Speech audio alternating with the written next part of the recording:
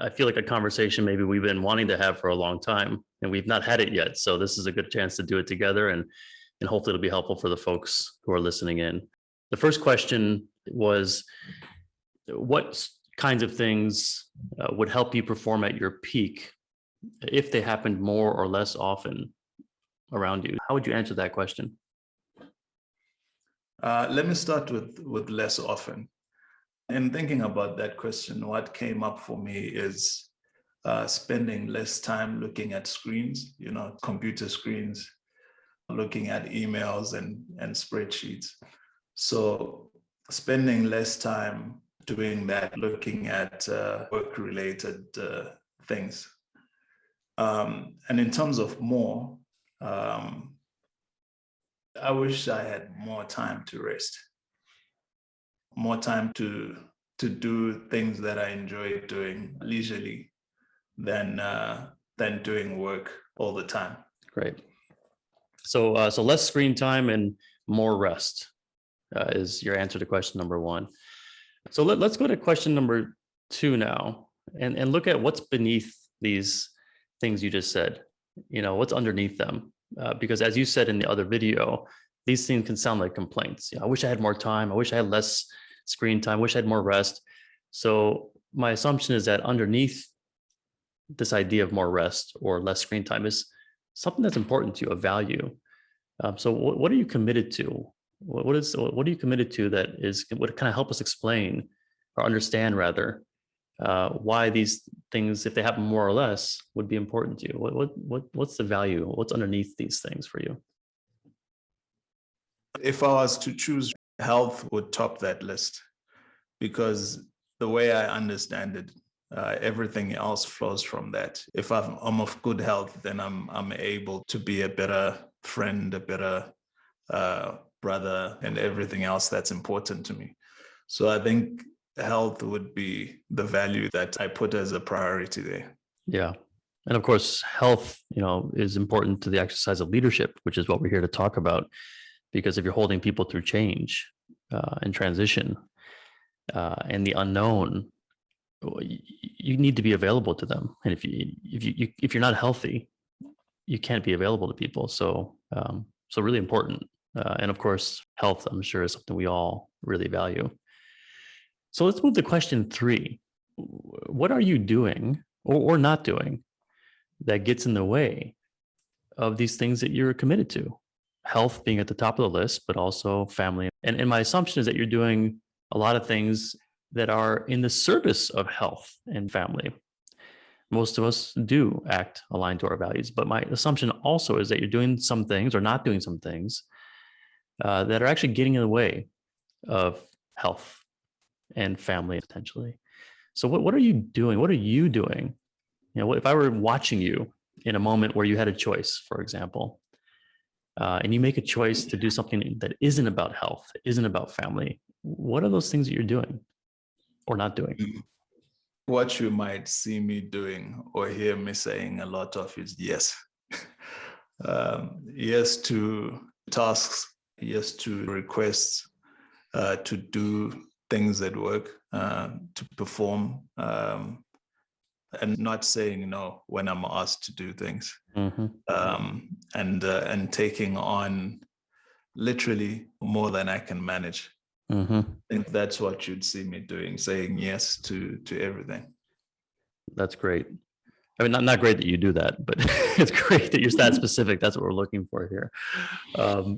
And maybe just one more example, just to really land this question for folks who are listening in. You talked about working overtime, literally overtime. Is there a time of night, or a time in the morning that if I found you working at that time, I would say, oh yeah, there he goes again, literally working overtime. And this is as much for us, but also for you. So when you notice yourself getting past that hour on the clock, you can say, oh wait, that's that thing. So just curious, is there a way that you can kind of concretize for us what it looks like when you're working overtime? Yeah, I think for me, any time when it's dark is overtime. So if I'm working before dawn or I'm working after dark, I'm working overtime. And a normal work day for me should be morning to late afternoon. And any time after that is family time or personal time. What I want to call out for people listening too is the examples you gave are things that you're doing or not doing that get in the way of family and balance and health. These are not solutions. You're not saying I should, I just need to.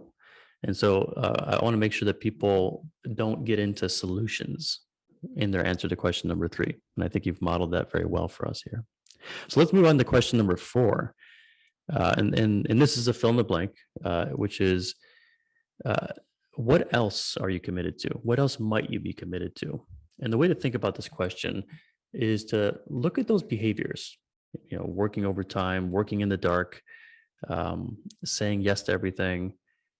And if I saw you, if you can get on the balcony, to get perspective on yourself, and you saw yourself doing these things that get in the way of family and health, etc., what else might you be committed to that might not be as, noble or even admirable or, visible on the surface in the way that, your other commitments are? What else? What's beneath the surface of these? It's the question. The word that comes to mind is identity. If I'm standing on the balcony and watching myself on the dance floor do all these things, I'm doing it to be liked. I'm doing it so that people think of me a certain way, as someone who works hard, someone who's productive and dependable. It goes to a core part of my identity that I hold, that I hold dear, to be thought of as someone who's dependable, who's a hard worker. I think that's where it comes from. Right. So it's interesting to look at how, that commitment, if we can phrase it that way, to being liked, to being seen in a certain way, to having a certain kind of, reputation or image in people's eyes, that of course is something that we could probably all relate to. What's interesting here, though, is that gets in the way of family and balance and health. And that's why we call this the immunity to change, right? It's not that, as a colleague of mine once said, it's not making a choice between something you want and something you don't want, like question 2 and question 4. It's a more difficult choice between what you want on the one hand and what you really, really, really want on the other hand. So are you really committed to being liked? Or are you really committed to health? There's a choice to make there. And so as we move on to question number 5, which is the last question, we want to begin to explore, how do you unlock this immunity to change? How do you feel your way into the trade-off between these two really important values? They're important because they've made you who you are and made you, into the kind of person that has helped many people too. So it's not that one is bad and one is good, but there's a bit of a choice there, or a renegotiation of those values. So question number 5 is really about what have you done, or what could you do? Because I know you've done some work on this already. What could you experiment with? What could you try letting go of that might help you better understand this immunity to change? So this is about action, but it's not about solutions. It's about trying something and learning from that and saying, oh yeah, I could actually let go of that, so that something new can emerge. It's about departicipating in a sense. So I know you've thought about this and probably have already done some things, however small to begin with, to begin to draw these boundaries or learn more about this competing set of commitments that you have. So can you tell us a little bit about what you've done to experiment with new behaviors, or what you might consider doing to better understand this kind of tension between health, family, and balance on the one hand, and being liked and having a certain kind of image on the other hand? So a small experiment that I've started doing is just shutting off my phone and my computer at a certain time, right? Creating those boundaries for myself, but also as a signal to my colleagues to say at this time or beyond, a certain time, I'm not reachable, right? That's not work time anymore. Or even something as simple as restricting communication to email. So asking people not to WhatsApp me, because WhatsApp is a personal space. So just controlling that environment for me was a useful experiment. Using, certain platforms for work communication and certain platforms for personal communication, and stopping working at a specific time, so that people that I work with know that beyond this time you can't get hold of me. I found that to be useful, and surprisingly, people respect that sort of thing when you set those boundaries. Yeah, and I've of course been on the other side of that experiment, not realizing that's what you're doing. And it's important because part of this immunity to change that we're talking about, it's not just about us and what we want to do differently, but it's about the people around us who kind of keep us stuck in these old patterns. So so it's really helpful to prepare people, as you do these experiments, so they can be supportive or not, because they probably have their own changes they need to make as well. And I quickly understood the boundaries and respect that. And actually, it's helped me do the same. So I appreciate that. Is there anything else that you're maybe like, so that seems to me to be a really useful and somewhat small experiment, which is where we want people to start. This shouldn't be big to begin with. But is there anything you're considering now?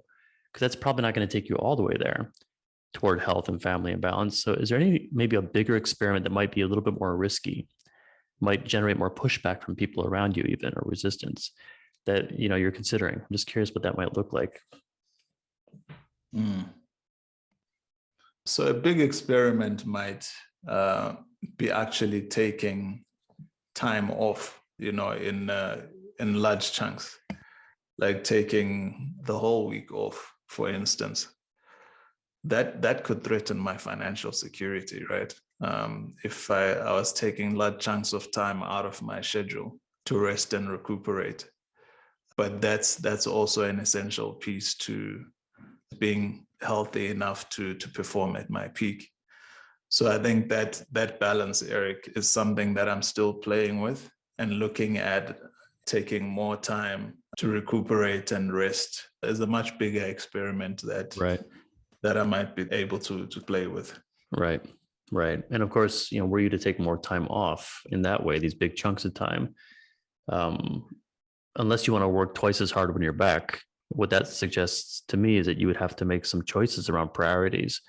And so that goes a little bit even deeper, to deprioritize things that maybe aren't core to what you're trying to do and what you're needed to do. So that's the kind of experiment that does have more repercussions potentially. And so again, for folks listening and thinking about your own question number 5 answer, I really encourage you to start small. It'll feel risky. We don't want big, noble failures to begin with. It's not about that. But over time, these small experiments can build your courage, but also, again, prepare people around you to be more supportive, hopefully, as you step into bigger changes. Well, thank you for this exploration of your own immunity to change, your own process of letting go, and departicipating, maybe from the current way that you're showing up in work and in life, so that you can participate more fully in the things that really do matter to you. So thank you for letting me be a part of that journey with you. Thanks, Eric.